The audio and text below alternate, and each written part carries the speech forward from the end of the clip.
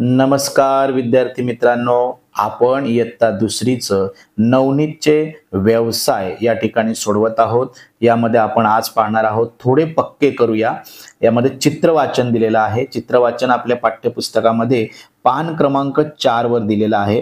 त्यामधील हे चित्र आहे. चित्राविषयीचे प्रश्न आपल्याला विचारलेले आहेत. ठीक आहे. पहिला प्रश्न आहे या ठिकाणी विचारलेला, खेळाचे नाव. या ठिकाणी ही जी मुलं खेळतायत, ही जी मुलं जो खेळ खेळतायत त्या खेळाचं नाव विचारलंय. तर नाव आहे काय बरं?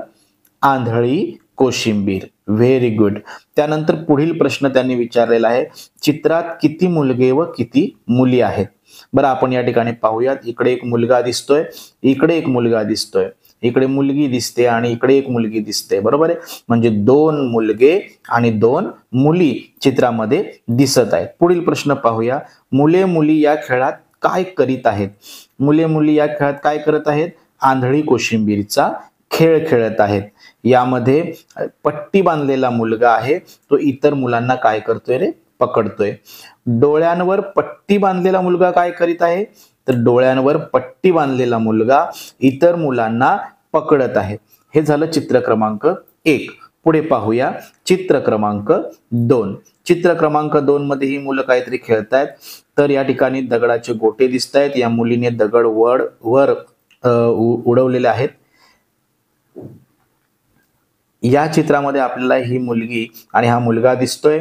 या मुलीने दगड जे आहेत ते वर हवेमध्ये उडवलेले आहेत. खाली काही दगड शिल्लक आहेत.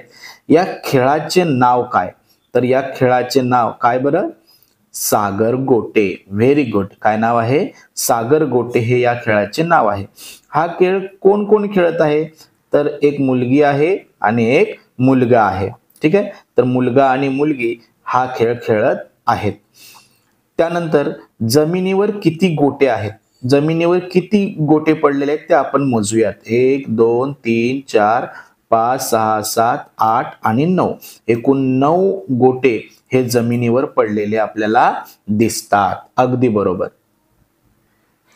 पुढील पानावर चित्र क्रमांक 3 दिलेला आहे. या ठिकाणी आपल्याला मुलं खेळताना दिसत आहेत.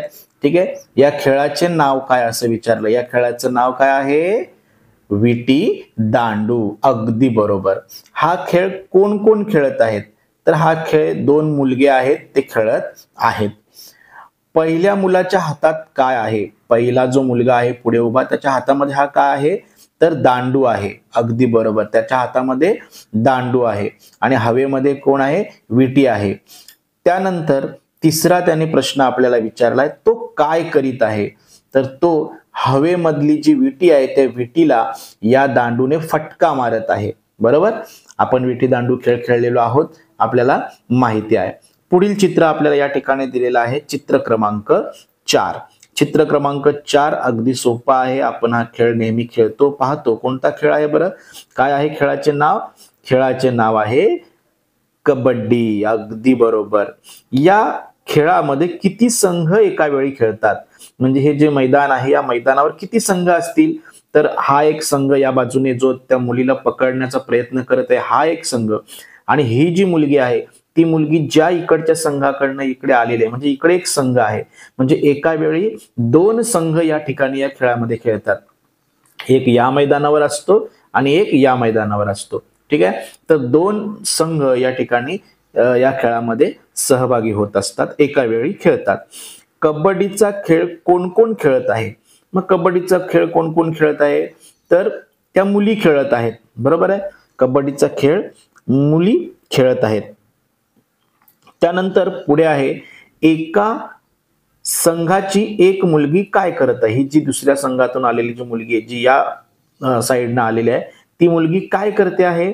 तर ती मुलगी आपल्या पायाने या मुलीला स्पर्श करण्याचा, म्हणजे दुसऱ्या संघातील खेळाडूला स्पर्श करण्याचा प्रयत्न करत आहे.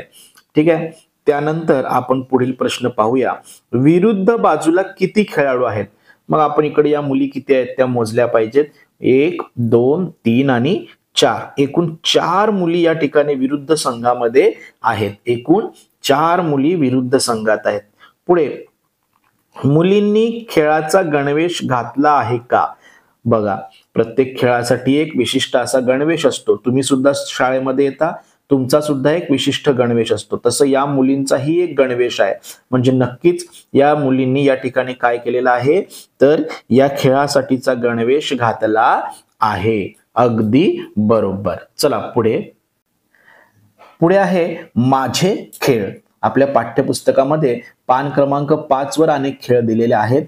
यामध्ये हे सगळे खेळ आपण खेळतो. हा खेळ कोणता आहे सांगा बरं? क्रिकेट. अगदी बरोबर.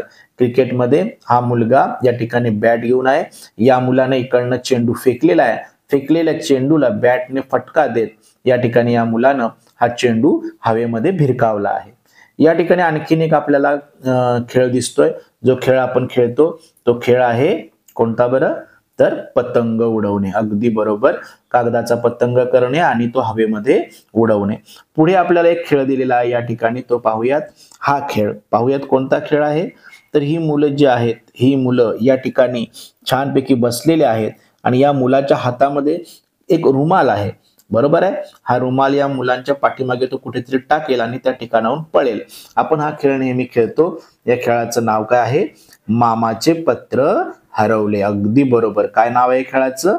मामाचे पत्र हरवले. आणखीन एक खेळ आपल्याला या ठिकाणी मुलगी खेळताना दिसते आणि हा खेळ कोणता आहे? तर या खेळाचे नाव आहे आट्यापाट्या. काय नाव आहे? आट्यापाट्या. या ठिकाणी अशा पद्धतीनं विविध खेळ, हे जे सगळे खेळ आहेत ते आपण आपल्या मैदानावर खेळत असतो. पुढे या ठिकाणी एक प्रश्न दिलेला आहे. तुम्ही वरीलपैकी कोणता खेळ खेळता? तर तुम्ही जो खेळ खेळत असाल त्या खेळाचं या ठिकाणी आपल्याला काय करायचंय? नाव लिहायचं आहे. पुढे आणखी काही प्रश्न आपल्याला दिलेले आहेत. वरील खेळाशिवाय आणखी कोणते खेळ खेळायला तुम्हाला आवडतात? त्या खेळासमोरच्या चौकटीत अशी खूण करा. ठीक आहे. मग इकडे मैदानी खेळ दिलेले आहेत. जे खेळ मैदानात खेळले जातात, ग्राउंडवर खेळले जातात ते मैदानी खेळ. मग या ठिकाणी आट्यापाट्या हा मैदानी खेळ आहे.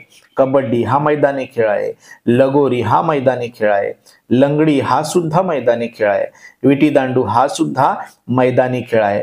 तर या ठिकाणी फुटबॉल हा सुद्धा मैदानामध्ये खेळला जाणारा खेळ आहे. पुढे बैठे खेळ दिलेले आहेत.